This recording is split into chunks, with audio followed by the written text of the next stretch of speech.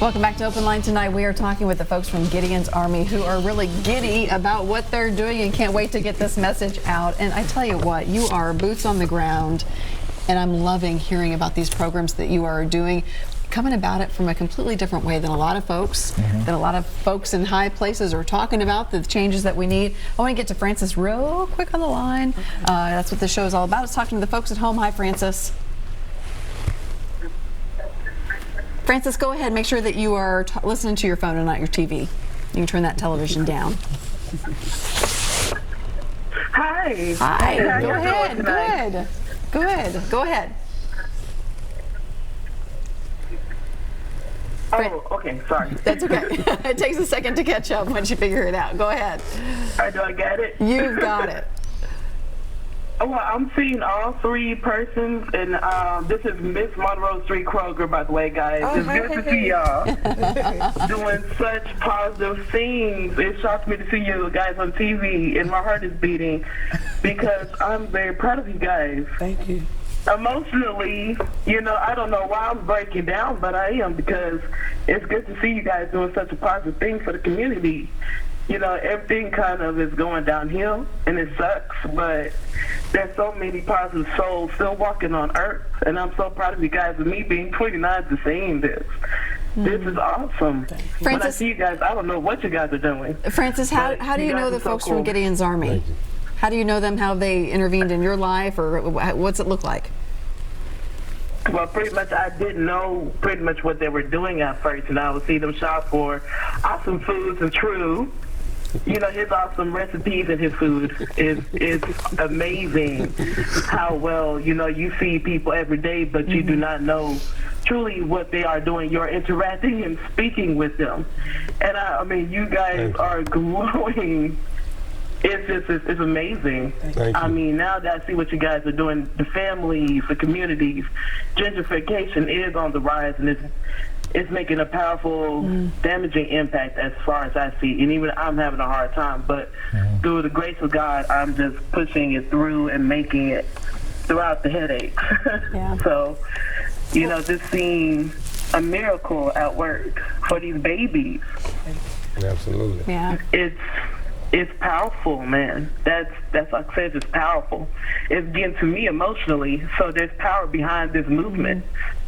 Thank you. Well, Francis, thank you for calling in. I want to spend some time talking about what else you guys are doing in the community that moves people like Francis to call in and just say, you're powerful, you're awesome, keep doing what you're doing, thank you. And I love it that she didn't know you as like carrying a sign saying, I'm here with the Restorative Justice Program to help you. She just knew you as a member of the community doing good things. Feeding them, making sure they eat good, and that's something I truly believe in. That's why I took over the community segment, because I truly, personally, I'm a vegan, so I push the healthy lifestyle. I push the, if you change your diet, you can change your mind. So a lot of times that places like the food desert, which the JC Napier area, which is my brother LT from, again, shout out to LT and Helbino Darius. But so we used to go over there and do a lot of feeding in the community, because they have don't have a lot of resources, or within I think it's a 10-mile range, you can't even find a grocery store.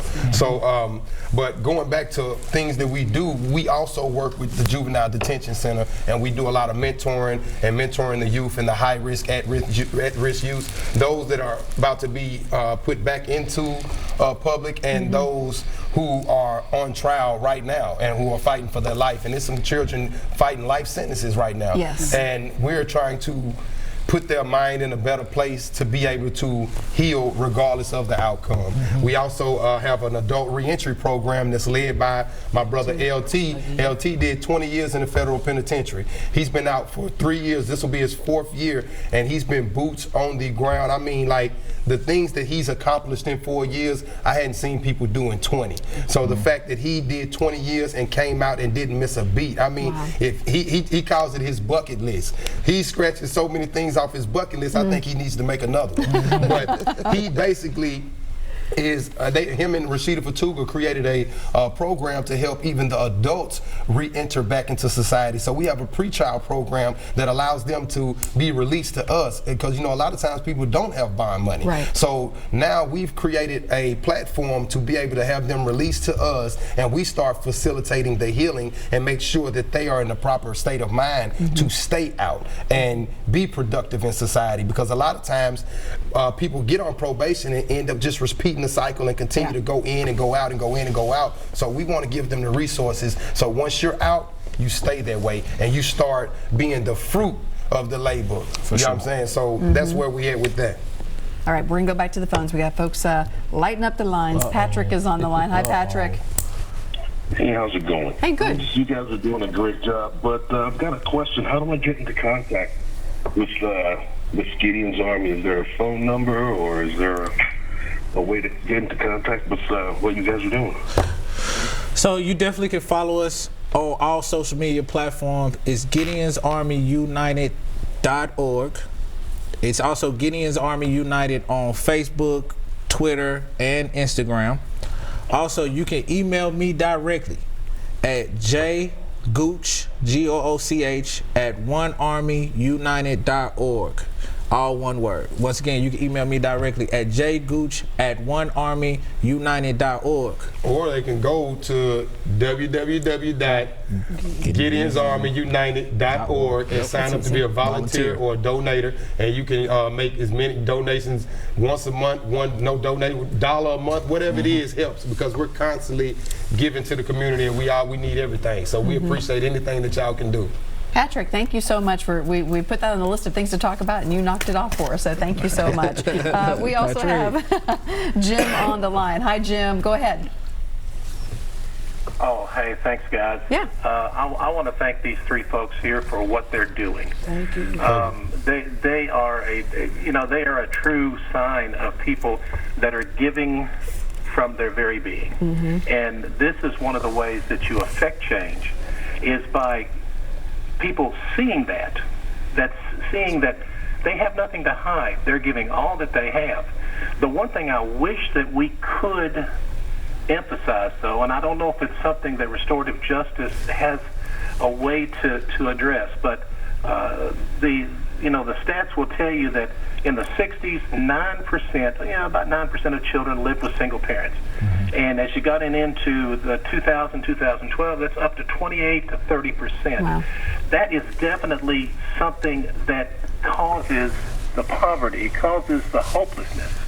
And I wish that we could get back to hopefully just emphasizing that a two-parent family is absolutely the best way to love a child. Guys, thank you so much. Please keep up the fantastic work, if you would. Thank you. All right, thank you, brother. Can I? Absolutely. So I think it was his name, Jim. I think Jim brought up a valuable point. You know what I'm saying? That's why we talk about making sure that whole families have resources, because we know it's going to take a village. And the whole idea behind the name Gideon's Army is it only takes a few. It only takes a few.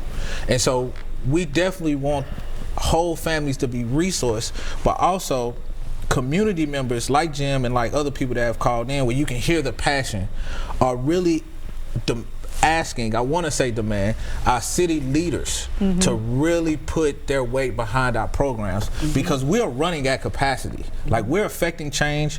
Like I said, it's only a few of us, but if we had a well-resourced or well supported by our city infrastructure programs, then we could do a lot more in a lot more areas. I want to ask you about the response from city leaders when you've gone to them before. Well, we have partners all over the place. You know, we really do, and we are really trying. Everyone, I'm pretty sure everyone watching this knows about our city budget. You know, they're projecting it's going to be a flat budget at this point in time, and we have people all over the place who are allies. You mentioned patrol officers earlier. That, like, police in this city know that they can't solve issues that we solve. Right? They can't stop what we're stopping either. Metro schools, right? Teachers are our allies. They know that we're dealing with issues that they can't really deal with, you know, because we have resources in and outside of the schools. So we have support. You know, we have people that are willing to lend us their value, but also we don't have any support coming from the city. And it looks different when you have full structural buy-in versus when we're community power, community led, and community backed in all areas. You know, with that extra community, with that extra infrastructural buy-in, we could actually change a lot more than what we're changing now. And most cities, if you look at the demographics, most cities who implement a cure violence or some type of violence intervention program, it's supported by the state or by the city. So we are the only grassroots organization that got on the ground with our own funding, with our own support, and we're not looking for it, but if we had it, it would change the demographics. And if they get on board and get behind the message, we are the credible messengers. And we want to facilitate the healing of entire Nashville, not just 37208. And also, with the trauma response program in other cities, we see that the city officials back the trauma response, the hospitals, Metro, the police department, like here, Metro really is not involved like we want them to be, but in other cities, trauma response is direct hand on hand with the police department.